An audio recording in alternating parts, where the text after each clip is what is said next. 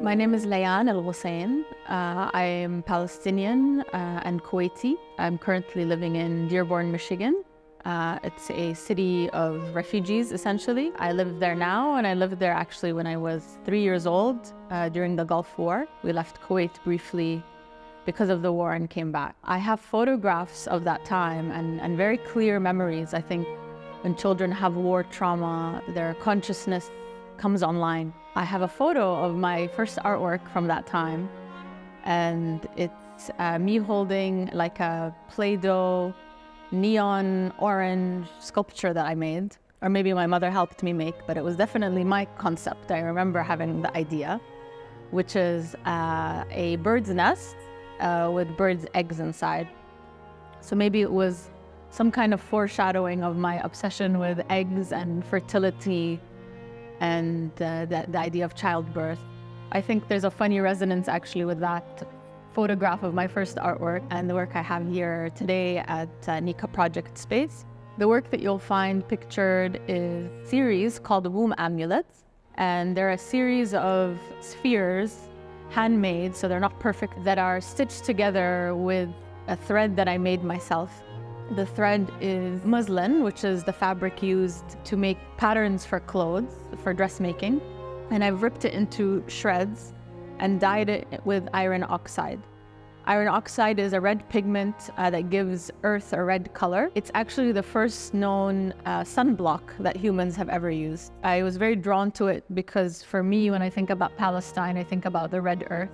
And it gave the fabric actually a very light pink color, very like flesh, which was my intention with the work. The spheres are also light pink and flesh-like. And over time, they started to symbolize wombs to me. And they started to symbolize the wombs or the women that are being held illegally in Israeli prisons. So there are 29 Palestinian women as of May 2023, which is when I made the work, being held in Israeli prisons. And I made these amulets as a prayer for them. So as I was making the work, I would think about the women. I would think about this incredibly devastating contrast between the freedom to be an artist and to experiment and the threat of genocide and occupation and being held in prison just for being who you are, for having an identity, for being alive in this world is the only crime of many Palestinians who are being killed or held in detention. Feeling the pain of one's people is, for me, impossible to stop.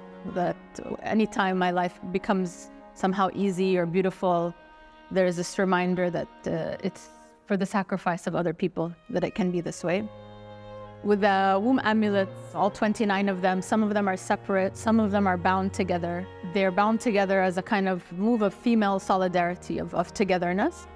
The thread, when I knotted it, I used the first knot that you will learn when you're trying to make a friendship bracelet. So that's like a friendship bracelet that's actually intertwining all of the works and bringing them all together. Some of them are isolated. I think a sisterhood is not unconditional, sadly. And I also put them all on cushions for the most part to give a symbol of care, as though I wanted to give comfort to the women there. When I prayed over the names of the women, I wrote them all down by hand and put them inside of the amulets to kind of insert them in this womb of protection. You have this sphere that's protecting them, but also the thread of iron oxide, which is for friendship, but also protection from the sun and the harsh elements. So all protecting them in their little capsules. I didn't want to feature the names of the women in the actual artwork because within Palestinian society, there is a stigma around women having been imprisoned. Even within our society, there are hardships. You know, we have hardships of the occupier, but also hardships within the society, specifically as women. I found it important to keep their identities anonymous because I understand that it's a delicate situation for them. The amulets themselves actually, for me, were something that I developed on my own. It was a kind of a dream, a vision, but there is a long history of amulets in the region, and specifically stitched amulets. So people would write prayers, phrases of the Quran, entire surahs of the Quran, roll them up and then stitch them either into clothing or talismans that they would wear as jewelry that would appear beautiful, but would have very intense, deep meaning on the inside.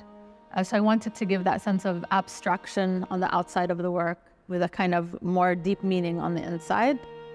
I did a lot of research with an organization called Al-Damir, and they're a prisoner human rights organization in Palestine. They document all of the forms of psychological and physical torture that political prisoners in Palestine undergo. Of course, for men, it's a whole horrific ordeal, and I've made work about that as well. This work is part of a series where I talk about child prisoners, the bodies of male prisoners that have never returned to their families, as well as female prisoners. So it wasn't just a focus on the woman in this case.